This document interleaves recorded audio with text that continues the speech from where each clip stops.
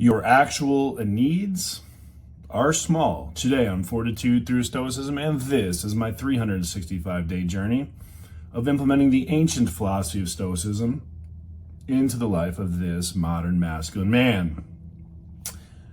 True story, I've tried to record this one probably 5 times. I keep getting caught up. I keep losing my train of thought. I keep going in a completely different direction than Seneca was talking about and Ryan Holiday is suggesting.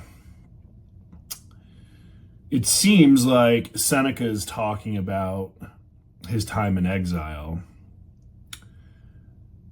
but then Ryan's spin on this, he's talking about our needs, a paycheck, housing. So, in true philosophy, I'm going to take my own spin. So the topic today is your actual needs are small. And what Seneca is saying here, now remember, Seneca was the entertainer. He was also one of the wealthiest people in Rome. And at one point he was exiled, Cyprus, I believe, but he was exiled. And people were petitioning on his behalf. And, even though he says he didn't, as a true Stoic would never complain, he was complaining about his circumstances.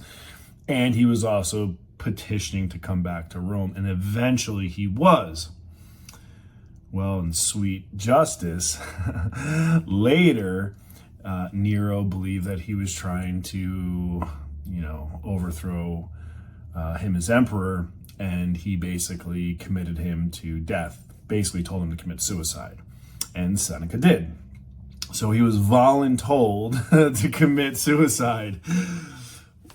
So the quote, "Nothing can satisfy greed, but even a small measure satisfies nature. So it is with that the poverty and exile brings no misfortune. For no place of exile is so barren as to not to produce ample support for a person." So you see the Stoics talk about this all the time. Nature, nature, nature. Now, are we talking about walk through the park and the birds? No. When Stoics are talking about nature, they're referring to the inherent order of things. The rational design of the universe. Call it fate. Now, if you remember, Stoicism started several hundred years pre-Christianity. Now, at that time in the world, there are many different philosophies, many different ideologies, many different religions popping up around the world. Now, really what it comes down to, and what I believe the early tenets of philosophy are, is just really men discussing the best way and the purpose of life, right? It was this great mystery at the time. Everything that we had was passed down from person to person. There was very little written text at that time. So everything was passed down verbally from person to person. So again, you had some people that just blindly believed, okay, this is what it is. Other people were questioning the origin of the universe and the purpose of man, the purpose of life. So when we look at today's modern world, remember, I'm a modern masculine man. What do I mean by that? Am I out there hunting and gathering? No. I have a career. But yes, I am masculine. And in a world today of low test beta bitches, I embrace my masculinity. What does that mean? That means I am a protector. I am a provider. I have courage. I plot a course. I bring others with me. So what are my actual needs, right? What are your actual needs? What do we need as people, right? I mean, we need shelter. We need sustenance. Do we need love? Do we? People might say no, but then they say, I have all these pets. Well, isn't that a form of love?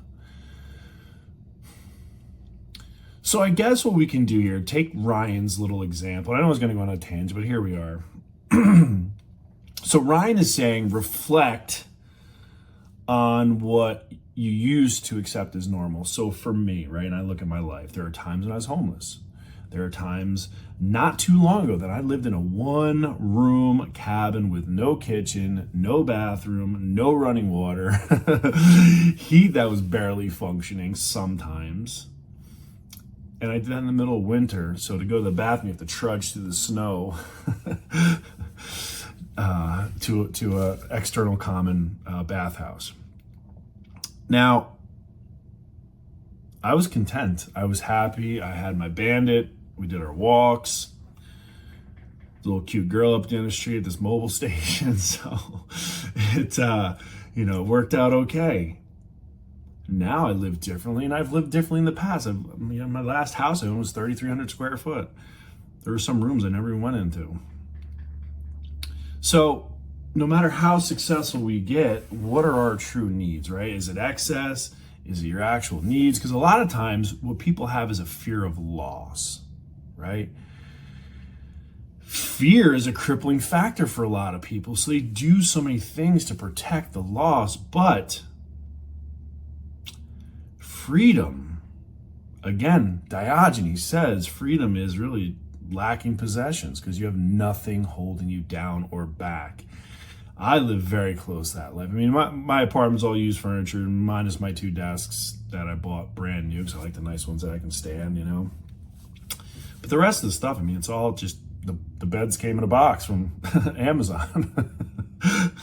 So I could literally get up from my apartment and pack my suits and basically my travel stuff and walk. Gotta grab mom's ashes, of course. But other than that, I don't have that. And now with the car as a total loss, I don't have that either. And I sold all the Harleys. So honestly, it's really, really freeing that my actual needs are very small. Isn't that freedom? Just think about it for a minute.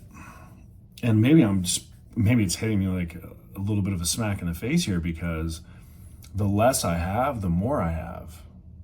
And I used to think the opposite of that. The more I have, the more I have. Now, no, that's wrong. Because the more you have, the less time and energy you have.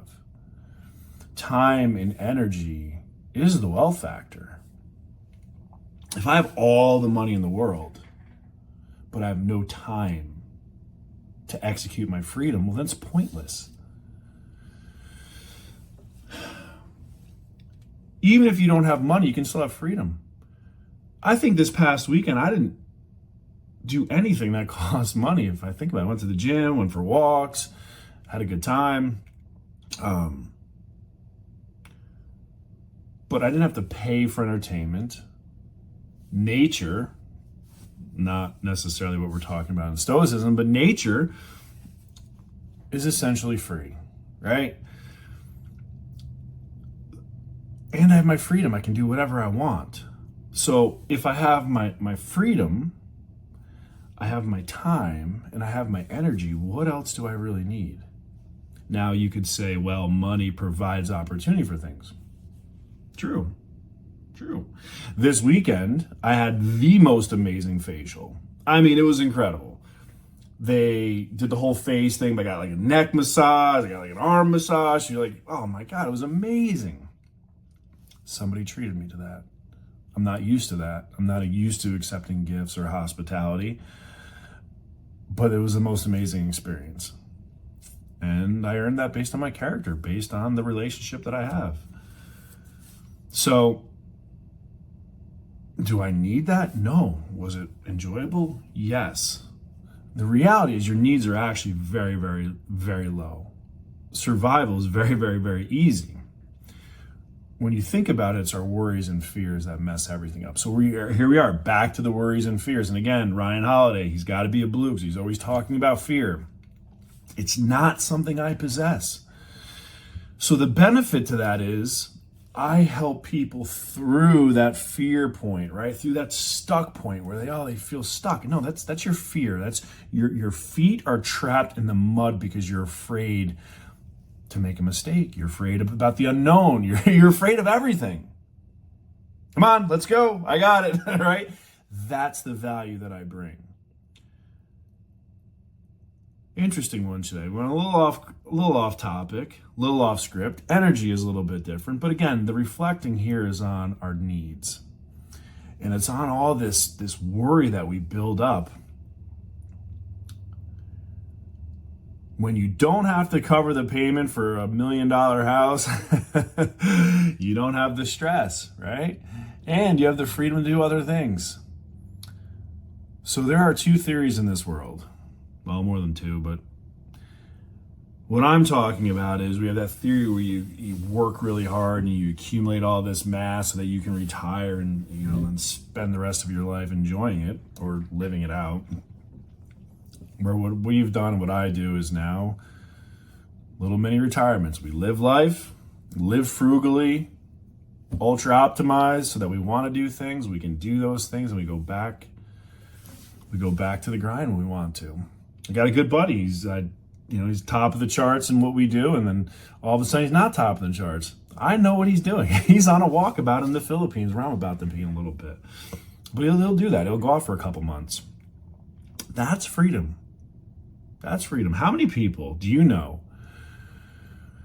that have that kind of freedom? They just take off for a month, maybe two, go explore the world. Now, for some people, that might not be your thing. But for me, that's where I'm going.